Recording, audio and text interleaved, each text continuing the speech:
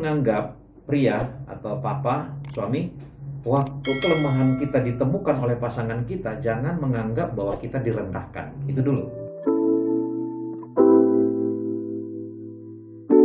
Jadi penting banget ini, Mbak Rini. Jadi pernikahan itu juga dibangun dari dasar itu sebenarnya.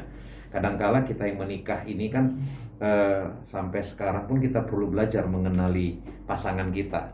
Sebenarnya sumber pertama itu kenali dulu kelemahan dan kekuatan dirimu sendiri. Waktu kita mengenal diri kita, pertama itu misalnya mengenali kelemahan dan kekuatan kita. Nah, dari segi fisik, dari segi apapun, kan manusia itu terdiri dari dua entitas ya, jasmani dan rohani gitu ya. Dua hal ini sebenarnya perlu kita pahami secara jasmani. Oh iya ya, saya ini lemahnya fisiknya di sini nih contohnya. Nah, ini kan pasangan kita perlu tahu gitu, perlu mengenali. Nah, tapi kita ini ya, contoh kalau kita nggak mengenal atau nggak menerima atau nggak berdamai dengan kelemahan fisik kita tadi, ini ditegur sama pasangannya, itu suami bisa sebel loh, bisa kecewa loh, bisa sakit hati loh, bisa marah-marah loh. Artinya apa? Suami atau papa ini tadi yang memang dia tidak mengenal dirinya secara jasmani, dia punya kelemahan. Nah, kalau dia betul-betul sudah menang atau sudah merdeka, ini wah aku memang kelemahanku di situ. Dia terima loh waktu pasangannya ngomong secara fisik nih contohnya yang saya contohkan tadi. Tapi kalau dia tidak berdamai atau belum berdamai dengan jasmaninya yang lemah tadi, nah ini menjadi sumber konflik dalam rumah tangga.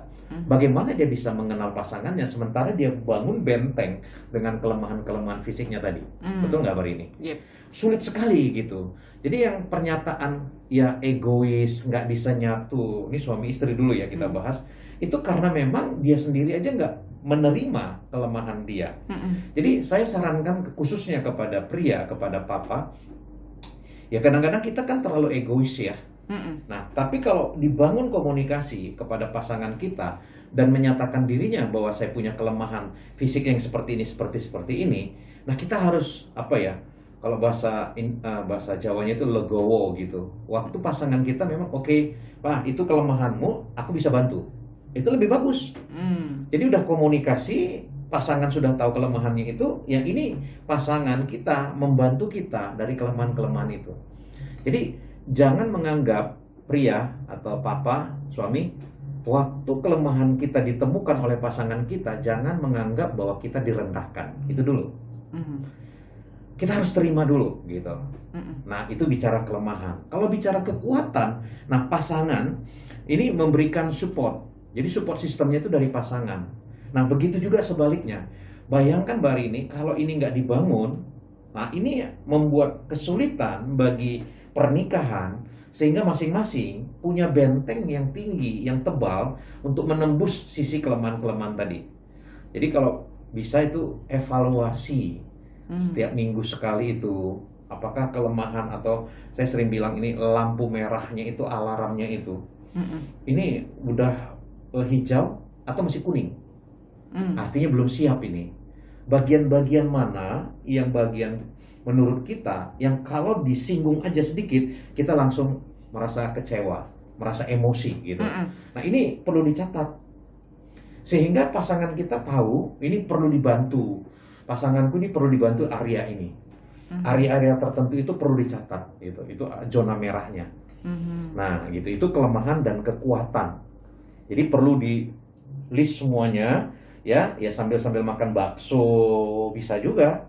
Nah, itu ketahui dan pahami kelemahan dan kekuatan kita. Oke, ada WhatsApp dari 0821 Ya. 249 sekian ini Pak Agus.